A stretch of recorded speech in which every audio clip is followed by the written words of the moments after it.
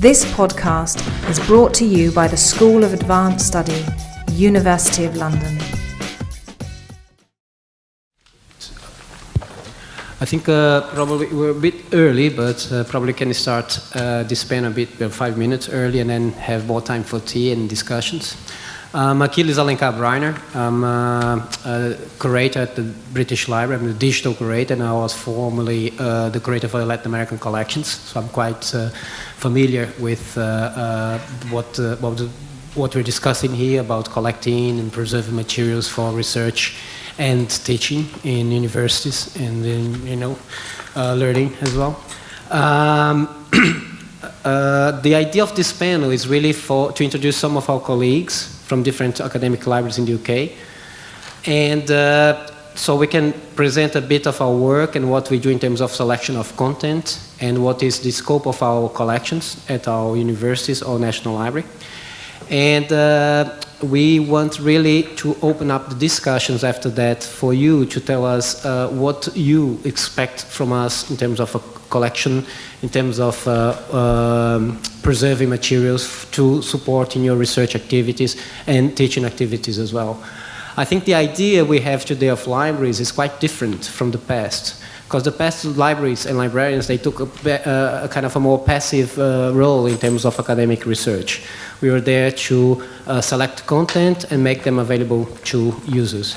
Now libraries are more involved in the research process itself, so I think that's what we want to highlight here as well. We know that from the discussions we had today, the presentations, we have different formats that are arising, and they are becoming very, very important for researchers, and we still don't know how to collect them. The clear example was the web resources that were presented here. So we know that the web is going to disappear at some point. Web pages, they disappear all the time.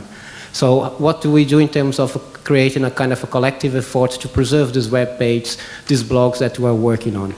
This is one of the questions that probably you can think about and then come back to us so we can try to respond. But first of all, I think we will start the panel with Geoff West from the British Library, where Geoff is going to talk about his model of selecting preserved material for research. Okay, thank you. Can everyone hear me if I just leave the microphone there? Okay, thank you. Well, the first thing I should say is that our Latin Americanist, who is Beth Cooper, is on maternity leave. So, and I'm not by training or experience a Latin Americanist. The previous Latin Americanist is sitting to my right. So at present, Latin American is being taken care of on a part-time basis by Aquiles, my colleague Barry Taylor, who's in the audience, and myself. So we can't necessarily give the most authoritative answers because we don't really hold, certainly don't hold the purse strings.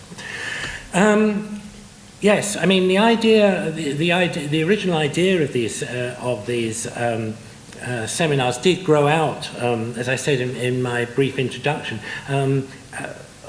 Grow out of an idea amongst library colleagues about the difficulty of collecting contemporary fiction, simply because who should one collect?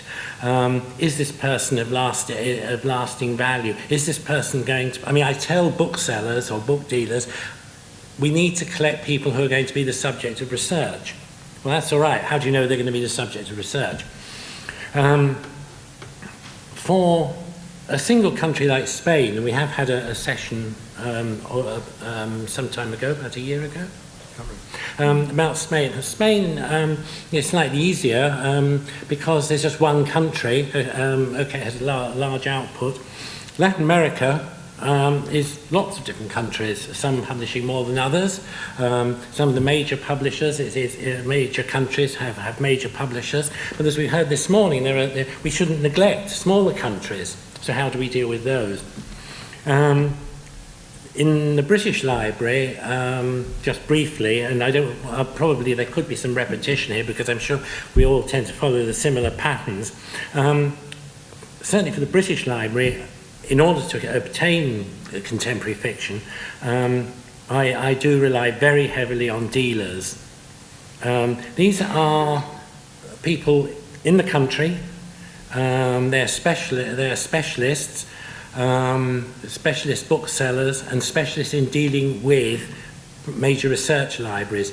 Being Latin America, their major customers and their major source of income is the United States, where the market for material to do with Latin American studies is hugely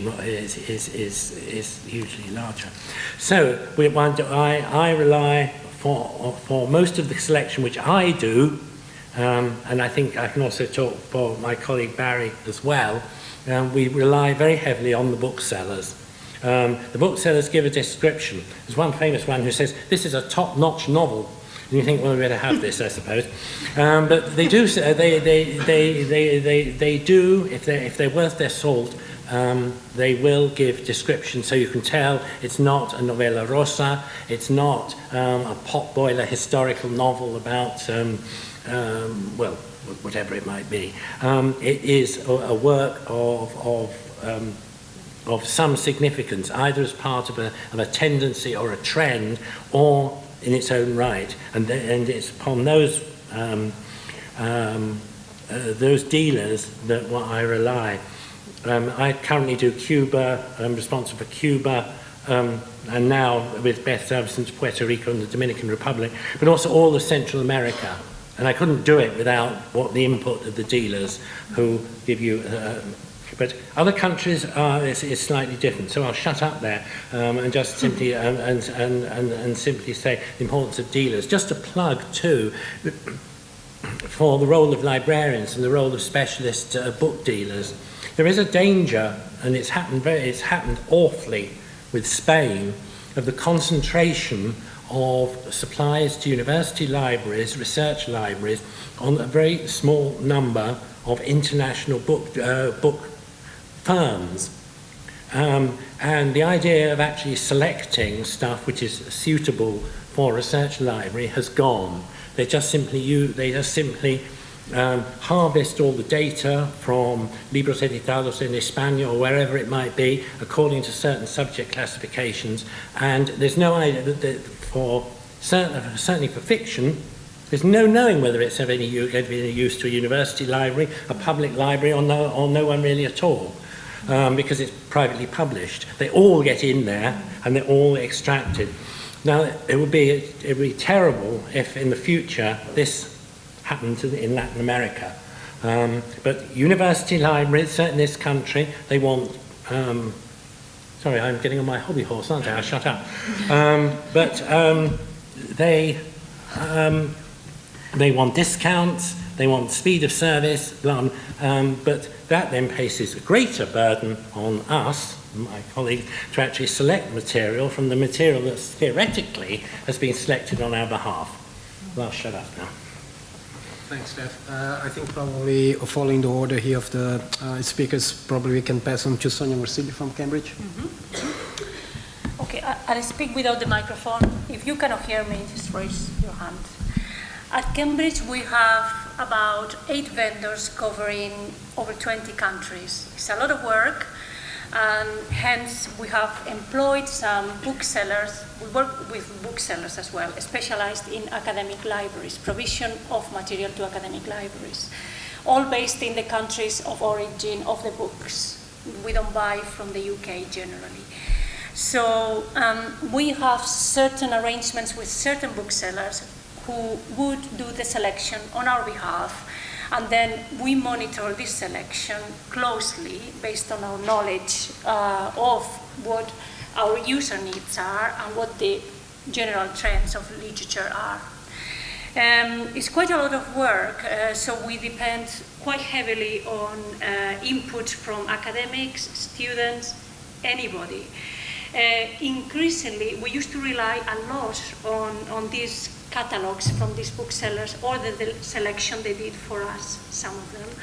But increasingly we're turning to the media in terms of supplements of newspapers, blogs if we come across anything interesting, but we're still catching up with this, and because basically we don't have enough time to do all the selection and the cataloging and the purchasing of the books and everything. So it is important to maintain a good relationship with your academic community, because they are the ones who are going to, give you the path you have to follow in a way. It's been really interesting this morning hearing about graphic novels and media, web literature, which is still difficult for us because you have so much to select from on so very little time that we really need your input just to set us in the right direction. But we'll certainly be following on to what we heard today. Another problem we have with Latin America is the print runs are very, very short. You have to be there dead on time when it gets published, or you miss your chance. We do have a supplier from which we buy second-hand material, and the books are generally very expensive, but we do tend to use it for reader recommendations. We also do retrospective selection. If we realize we have gaps in our collection, somebody brings it to our attention, or all of a sudden you come across a name you've never heard before, we do retrospective selection and try and acquire these books which may have been published 20 years ago, which also could be difficult. And we are trying also, this is going to be my last bit, so that you have something, because we all do very much the same. We're trying to acquire a representative sample of certain publications like Eloisa Cartonera. We've got a little bit, graphic novels a little bit, but we are really lost in these areas because we don't really know the literature. We have limited budgets, and we really have to make sure we use them wisely. So we need your input there, I think. Thanks, Sonia. Now, Joanne Edwards from Oxford. Yeah, I'd just really like to echo mainly what Geoff and Sonia have already said, is that it is a challenge to cover Latin America, obviously a vast area, lots of different issues, I think, in each of the countries. You have some very large countries like Brazil, obviously Mexico, that have more of an established publishing and distribution levels, but still there are some challenges there. Even with kind of university presses, they have quite short print runs sometimes, so it can be a challenge to get books. And if you, as Sonia said, if you miss something at the time, it can, even with second-hand book market, it can be quite difficult to get those titles retrospectively. And another thing I think that Sonia mentioned is your budget is only limited, so the money that you might use to backfill, that's money taken away from new publications and coming out that year, which kind of leads on to the situation where you're always missing perhaps something new and then trying to fill it in afterwards. So definitely input from academics, from students doing research. We really value that because it's a way of knowing how to build our collections, matching the interests of our faculty and our students. I think another thing to mention that we'll talk about a bit more in the next session, I think, is translations, and how we do also look at which materials being translated into English as a kind of a way of seeing where there's interest in authors from Latin America. And I think it would be interesting to kind of hear other people's views about that, because I guess we probably tend to focus on the more well-known kind of major authors, but interestingly with the projects we heard about earlier that are focusing on lesser-known authors, translating them into English. So that kind of thing is really interesting for us to hear about and to know about. So again, yes, just to echo how much we value that kind of information and those projects and that kind of contribution to what we do. Thank you. And Christina Hansen from ILAS, Senate House. Well, we rely heavily on book dealers as well, and you can put them on contracts, for example, so that they only supply material that's been published in the past year. So that's invaluable. But when you look at the enormity of what's out there, you're looking at the bibliographic output of about 20 odd countries, and I don't think any library with the best will in the world could possibly go anywhere near that. We also rely on staff and students at the university. So if anybody's doing a dissertation by the end of September on graphic novels, If they tell you at the beginning of the year that they're thinking about graphic novels in Mexico, then you can do something for them, because it takes an awful long time to actually get the material over, get it processed, get it available for people. Yep. And quite a lot of the time, by the time you've asked for it, it's gone, because this sort of material is very ephemeral by nature. You can use computer tools to do collaborative collection management. You can use COPAC to identify where your strengths lie, your unique holdings, and where you have gaps. Once you've identified the gaps, you might say, okay, we haven't got anything by this particular author, by which time it's too late. All you can do is put a note down, look at this author's production for the future and buy it quickly. So you're basically doing a catch-up all the time. With there being so much out there, what we are doing at Centre House at the minute is looking at collaboration with other institutions. For example, together with King's, we're going to look at Brazilian material to find out what our holdings are in both areas. Could we collaborate? Could one of us get this, say, graphic novels, and somebody else concentrate on something else? But again, that's a lot of work behind it, and we will end up with gaps whatever happens.